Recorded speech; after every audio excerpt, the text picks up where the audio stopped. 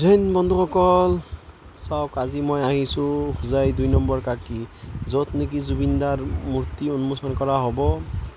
চাওক বন্ধুসকল কিমান মেলা লেখীয়া পৰিৱেশ। জুবিনদাৰ নামত বহুত মানুহ। চাওক জুবিনদাৰ প্ৰিয় নাহৰ গছ বিক্ৰী হৈছে, নাহৰৰ পুলি। চাওক কিমান ভিৰ, বহুত ভিৰ বন্ধুসকল। ইয়াত